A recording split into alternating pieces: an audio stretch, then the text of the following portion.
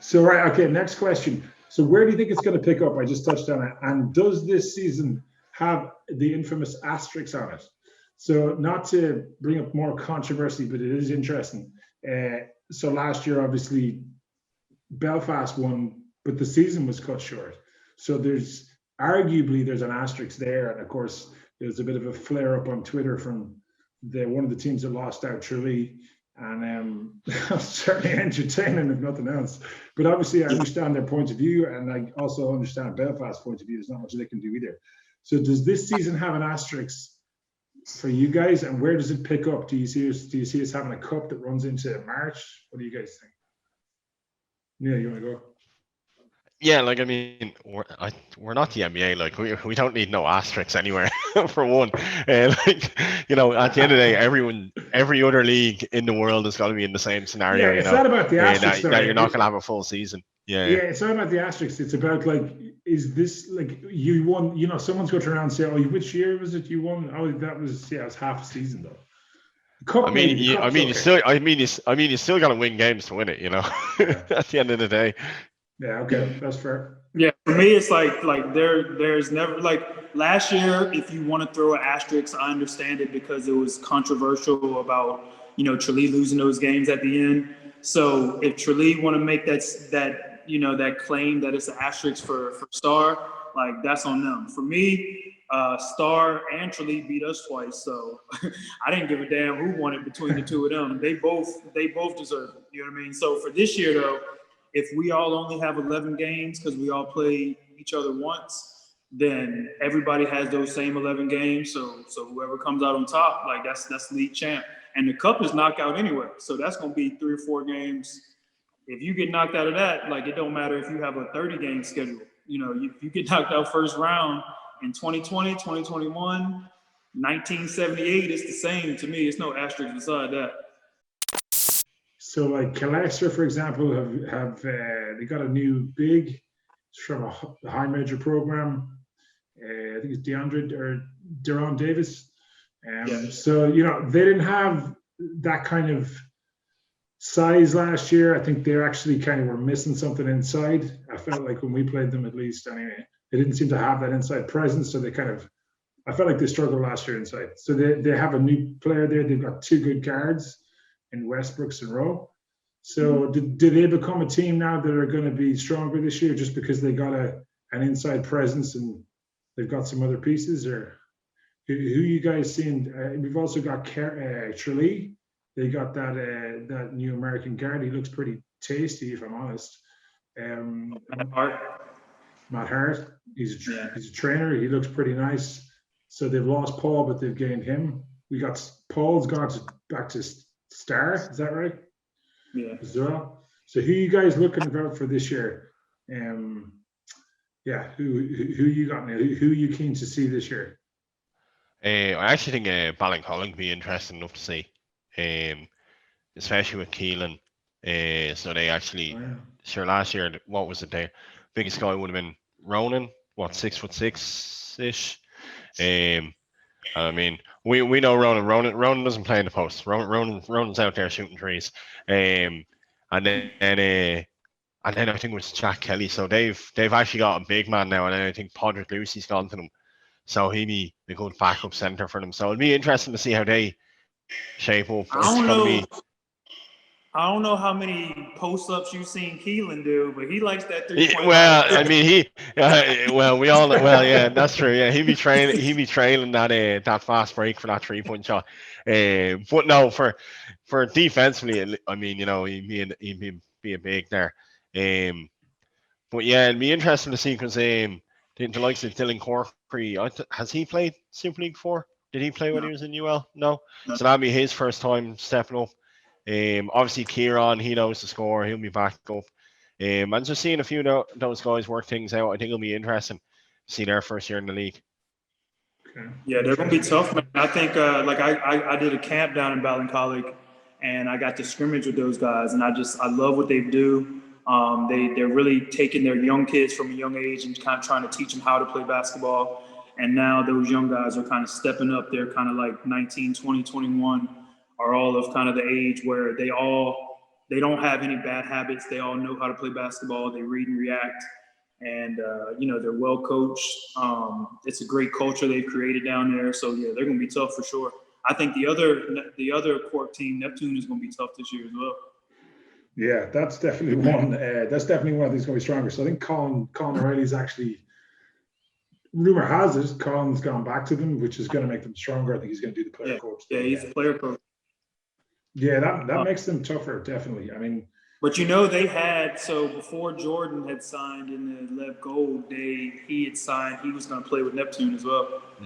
That would have been a different team again. You've got some depth. Like they've lost Lamont, which is a big loss. I think Americans who have been here and who know kind of what Irish basketball is like for multiple years, like I think it can't be overstated how important they are. You know what I mean? So Lamont is a big loss for them. Is he just retired, or is he gonna move to another team? No, I think he's back in the States. And he has a daughter back in the States as well. So he's gonna stay there for this year, I think. That's a big loss for them. You're right, because he was really effective for them. Really effective. Okay, interesting. So what about? Back to Leicester, Mark. Their bigs need to start shooting some trees. They got a lot of guys. I was just man. Al Casey, Farouk, Antonio, the new American. That's already 4 big guys. The Spanish dude back they too, gotta right? start shooting some trees. Spanish guy's back, is he? Yeah. Okay. He's gonna play a 5-in offense. I mean, I don't know. All that means is a lot of ball screens for Rowe and Isaac. That's all. Yeah, man. Everyone's gonna get pummeled on those screens constantly. I think that big is going to be good for them. I think. The guy. But quick story. So you talk about high major, right? So go back to my first year in the league. I was playing with Ballina, and the other American we brought in was a guy named Kenny Izzo from Georgetown. So everybody was geeked about this guy because he was from Georgetown. Because the year before, Star had brought a guy in named Ramel Ross, who had got injured at Georgetown, so didn't play much, so kind of came over here, and he lit the league up. He averaged like 32 or something. So Ballina thought that they brought in this high major from Georgetown. He didn't play much. He was going to come and do the same thing. So he comes in, brings his girlfriend over. I was their roommate, and he wasn't worried about anything close to basketball. He was with his girl, and they were doing their thing a lot, right? So that's all they did. So for the first week, I didn't really see him much, like doing extra work. We had our first game against Limerick. He had 1 free throw. He made 1 free throw, right? He had 1 point. We lost on a buzzer beater. Rob Lynch hit a buzzer beater to beat us, and he was gone home by Monday morning. High major. So high majors don't always pan out. That's true. Ron, I think he looks very, very good. I think he got injured in college, but he was a minutes guy for Indiana. So he's gonna. Yeah, and he can play. You can see that. Well, just from what I've seen, you don't know, right? You just don't know how it's going to pan out. But my inkling is that he's going to be effective in this league because he's good. He looks like the real deal. Yeah, that's what I'm thinking. We go with you first, since you were in the final last year. Hey man, don't. I'm not jinxing anything. Seeing as you're the reigning cup holder, I got the cup in the car. I was gonna bring it on here, but I was like, I like it. And I'm not trying to fire you guys up anymore about Temple O, man. I'm gonna kick you out of this call. Just press the ejector seat. You'll just fall up into the air. So who you got? I mean, look, you can say Temple O, you can say Ballincollig, you can say, who do you actually think is going to be the final? I don't know. Like that's impossible to call, man. It goes. It can go either way. And the cup is crazy, man. Like we won it. I think Temple O won it in 2016, the year before I got there, and then we were all psyched about repeating when I first came there. I'd never won a cup up to that point, and then we lost in the very first round to Thunder, who ended up winning it that year. You know what I mean? And then we came back and won it in 2018, and then we got dropped in the first round again to Tralee the year after. Oh, you lost to Tralee, right? Okay. Yeah. So you really, man, like trying to predict the cup is crazy. Okay. And the cup, man, like sure, the year when it was what, a 2-leg first round. Sure, I remember Mhm. I was on that the UCD team, and we beat who was it, Demons, when they were on their unbeaten streak. We beat them by what, 30 or 28 or something in the first Yeah. leg. So we're there rocking into game two. You're thinking we can't, up 28, 30 points. Who was a Coughlin hit a three on a buzzer beater to not lose or win by a certain amount, and they beat us by one in the end on a 28-point swing around. So it was But it was the other crazy. way around, right? It was the other way. Like Demons Sorry, beat they beat us in the first yeah, round, then we were up. Yeah, sorry, yeah. But yeah, yeah. it's just Yeah. it's Okay. the way it goes. So I'm going to make a call because you guys are too chicken crap to do it. So I'm going to say I think Neptune, depending on who they get to play. Until I just heard Colbert is leaving, so that may change things. But I would have said Neptune have a shot of getting in this year. I know you Mark, guys. Put, Neptune's on our side of the cup. we'll see about that then. We'll see. I can't rule us out, So yeah, okay, that's fine. Okay, But maybe I'll Neptune, change it. 100%. Neptune, we had no business beating Neptune in the semis last year. Really, 100%. you think that? Man, that was the worst game of basketball we ever played.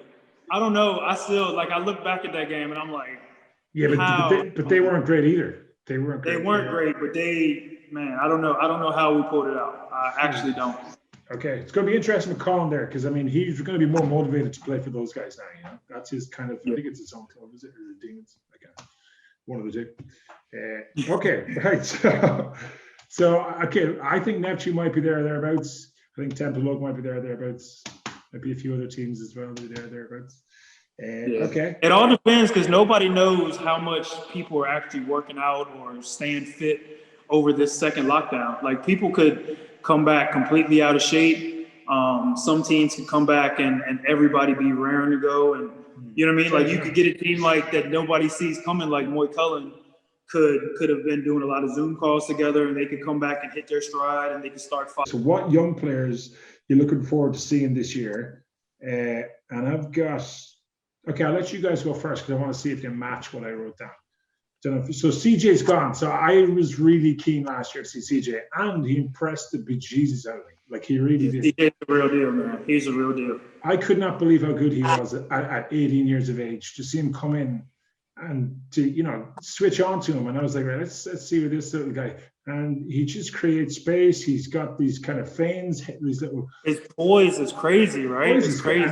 Sees the court well, makes good passes, makes the right decisions at 18 years of age. To be that heady is just impressive. So anyway, enough about CJ, but very impressive. He's gone.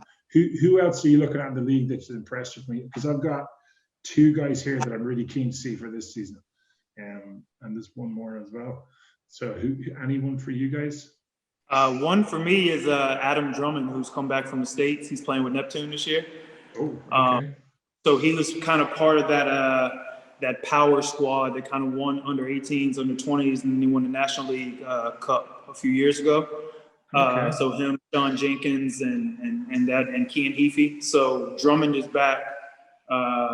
He was a terror underage, and he killed National League the 1 year he played there.